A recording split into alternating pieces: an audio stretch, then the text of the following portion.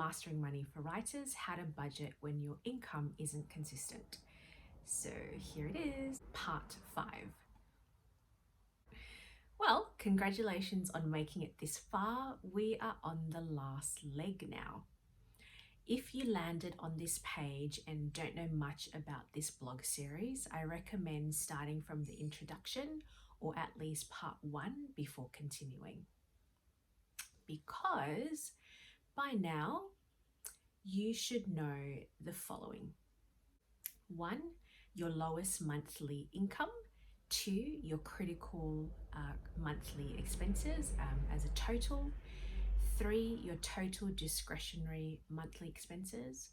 4, the meaning of cash flow and why pay yourself a salary. Let's discuss what to do with some of the money that is hopefully left over. Which brings us to chapter 5. Start filling your water bucket. So, like I've mentioned in past posts, the language used in money can impact how you feel and thus the actions you take. This category of money is also described by many names, the most common being an emergency fund. In one of my most favorite personal finance books ever, The Barefoot Investor, Scott Pape calls this pool of money the Mojo account. I've chosen the name Water Bucket because the purpose of this fund is to put out the unexpected fires that are unfortunately just part of life. So this is money to cover only emergencies like, God forbid, a car accident, household and car repairs, medical expenses, and other emergency bills. Your aim is to save 3 to 6 months worth of your critical expenses. Since you've already worked out your total critical monthly expenses in chapter 2, multiply this figure by 3 to give you your ideal water bucket. However, while the concept of this category of money may seem simple, I know firsthand that this will probably be the most daunting step of them all.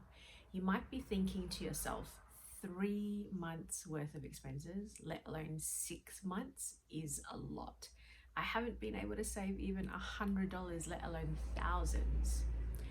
I completely understand that when you've been living payday to payday, this step may seem an impossibility.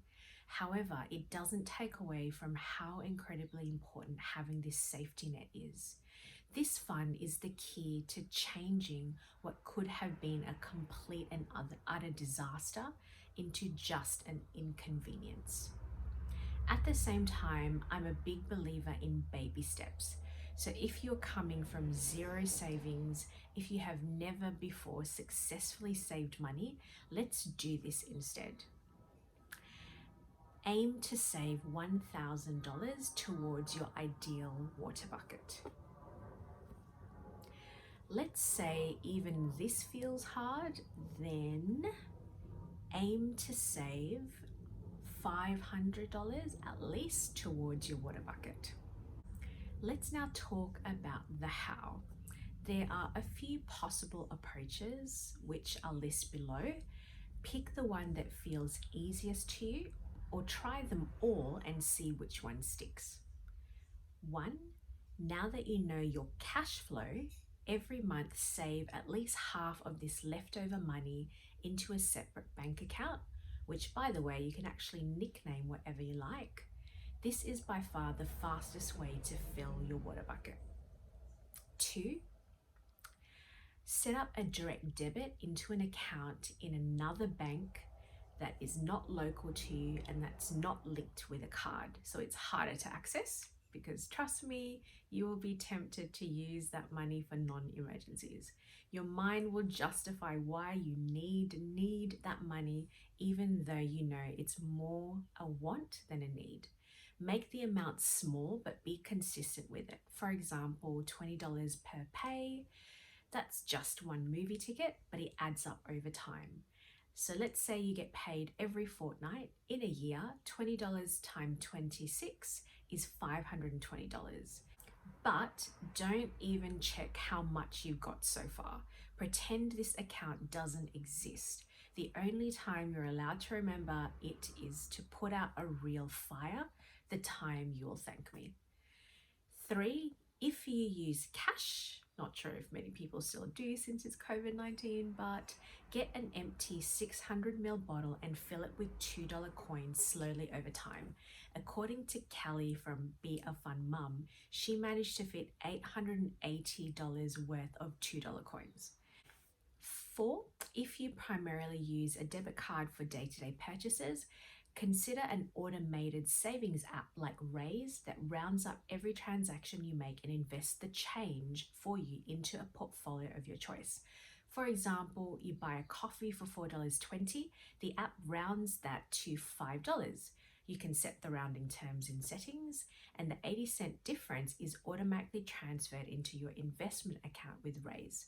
The only thing I don't like about this strategy is this is technically investing, not saving. Investing involves risk and your money will go up and down. So the problem is, let's say a crisis happens and you need that money. If it's in a time when the share market is down, like during the crisis of COVID-19, you could be pulling out less money than what you actually put in. However, if all else fails and this is the only set and forget system that can help you save in some way, it's better than nothing at all. And that's it. I don't know about you, but I'm feeling super excited as we are fast approaching the end of this first topic.